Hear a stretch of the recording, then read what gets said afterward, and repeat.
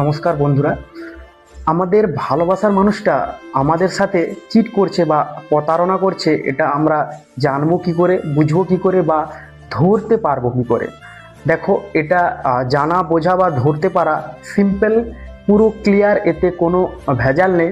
Just দুটো লক্ষণ তুমি যদি তোমার ভালোবাসার মানুষের মধ্যে দেখতে পাও বা নোটিস করো, তাহলে তুমি অলরেডি 100% ক্লিয়ার হয়ে যেতে পারো যে ওই মানুষটা তোমাকে চিট করছে বা তোমাকে ঠকাচ্ছে। তো নাম্বার ওয়ান হলো যে সে মানুষটা যেমন গার্লফ্রেন্ড বা বয়ফ্রেন্ড চেয়েছিল, সে সেরকম কাউকে পায়নি। একটি সুন্দর ছেলে বা সুন্দরী মেয়ে, সে শিক্ষিত বা ভদ্র বা পয়সাওয়ালা ছেলে মেয়ে বা দেখতে খুবই সুন্দর বা তার যেমনটা পছন্দ, সেরকম ছেলে মেয়ে সে পায়নি বলে তোমার সাথে একটা হালকা রিলেশনে জড়িয়ে আছে। তো এটা তুমি ধরতে পারবে কি করে?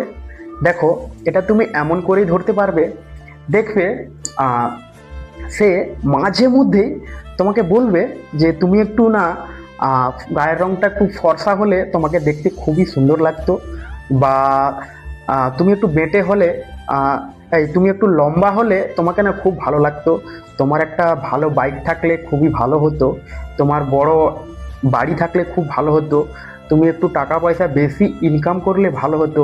এটা এমনি এমনি বললে তো ঠিক আছে, বাট এই জিনিসগুলোর জন্যে বারং বা জেদাজেদি করা, গন্ডগোল করা, ঝগড়া করা, অশান্তি করা, তো এই জিনিসগুলো যদি তোমার ভালোবাসার মানুষের মধ্যে থেকে থাকে, তাহলে সেই মানুষটা তোমাকে চিট করছে। অ্যান্ড নাম্বার টু হলো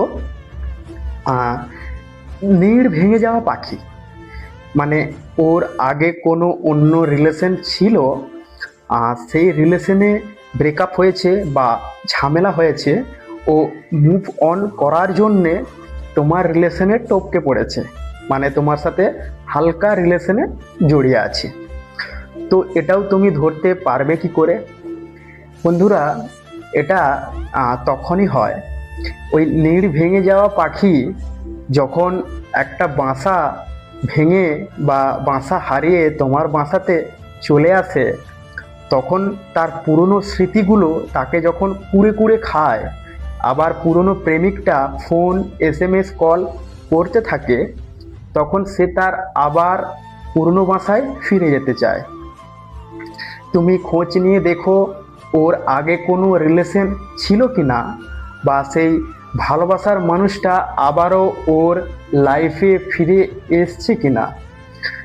দেখবে এই ধরনের মানুষগুলো হঠাৎ করে তোমাকে প্রচণ্ড ভালোবাসবে, আবার 3 মাস, 4 মাস, 5 মাস তোমার সাথে কোনো ফোন কল SMS বন্ধ, আবার ফিরে এসে তোমাকে প্রচুর পরিমাণে ভালোবাসবে।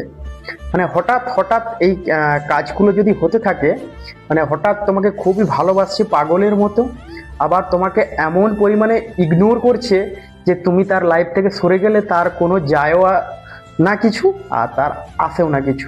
তো তুমি খোঁজ নিয়ে দেখো ওর অন্য কোনো রিলেশন ছিল কিনা, বা তার ভালোবাসার মানুষটা আবারও তার লাইফে ফিরে এসছে কিনা, আর যদি এসে থাকে তোমরা নিজেরা মিটমাট করো।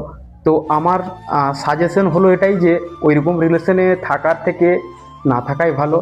লাইফটা তোমার, সিদ্ধান্তটা একান্তই তোমার।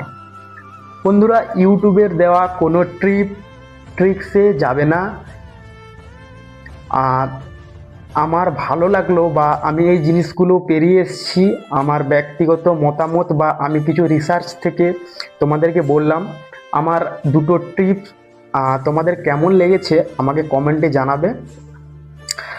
বন্ধুরা, ভালো থাকবে, সুস্থ থাকবে, পরিবারের খেয়াল রাখবে। দেখাচ্ছে আবারও কোনো নেক্সট অন্য ভিডিওতে। Tata, bye bye and take care.